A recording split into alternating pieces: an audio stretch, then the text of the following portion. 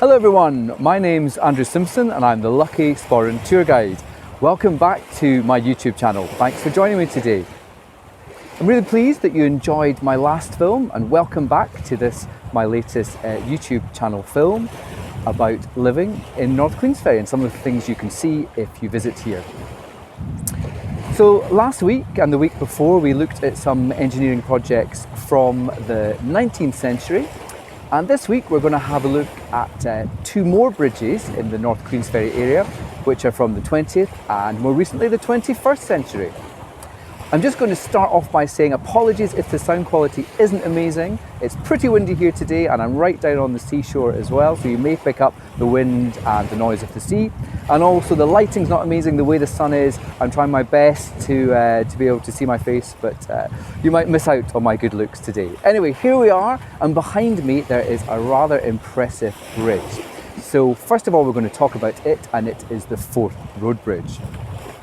So in the background you can also see the Forth Bridge, the original Forth Bridge, the rail bridge that we spoke about earlier.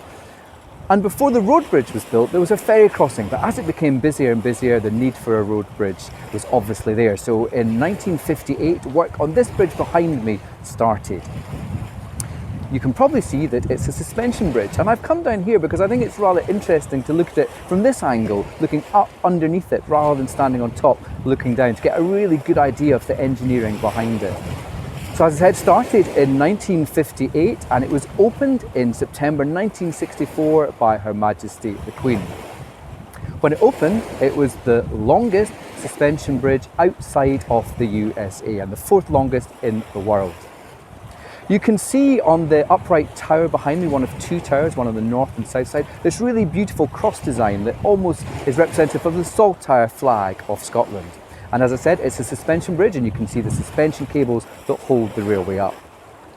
When it was opened, its motto was Good Passage, and that is the Scots word for good, spelt G-U-I-D, and it certainly did give very good passage to people over the years. But by the mid-2000s, they had discovered that some of the cables inside the suspension, there's lots of tiny little cables inside the main suspension cables, some of them had started to deteriorate. Because obviously when the bridge was built in the late 1950s and designed, they didn't think that there was going to be the volume of traffic there is today or the weight of traffic. So they realised that without some severe new engineering work on the bridge that may not even solve the problem, the bridge would probably have to close or restrict traffic flow dramatically. So a new bridge was designed, and we're going to talk about that in a moment. But before we do, I'll just finish off by saying this bridge had a great birthday party in 2014 to celebrate its 50th anniversary with one of the most amazing firework displays I have ever seen. And if you look on YouTube, I'm sure you will find a film of those fireworks. It also had an artist in residence to celebrate its birthday, a famous Scottish artist called Kate Downey, and she did some amazing drawings and paintings and also sound installations of the bridge that maybe made us see it in a very different light. It cost £1.9 million to build, so rather expensive, but still standing, and you can still walk across it, and it's still used by public service vehicles today.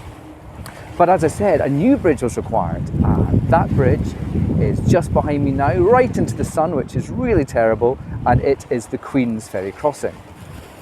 The Queensferry crossing is a bit of a record-breaking bridge, in fact. It is the longest three-towered cable-stayed bridge in the world. So rather than a suspension bridge, it is cable-stayed, and you can see the cables coming from the towers. 1.7 miles long.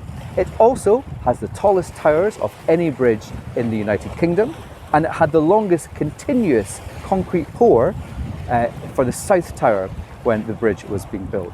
Started building it in 2011 and it was opened in September of 2017, again by Her Majesty the Queen. It's a really, really beautiful bridge, and I think it just adds to the bridge area of this part of the Forth. So we have three bridge crossings all within a mile of each other, and to look at them together I think they really are a spectacular landmark in this part of Scotland. This bridge cost 1.9 billion, which is considerably more. No, sorry, have I got that right? I don't think I have. £1.35 billion, considerably more than the Forth Bridge. So building bridges has obviously got a lot more expensive. If you come to visit North Queensferry, then you can walk across the Forth road bridge and enjoy stunning views of both the Queensferry crossing and the original Forth bridge. And I hope that you'll be able to come back really soon and enjoy that. One thing to let you know is that you can find out loads of information about these 3 bridges by visiting forthbridges.org. It's an amazing site that has information about all 3 bridges and a fantastic photographic library of the construction phases of all the bridges that are in North Queensferry.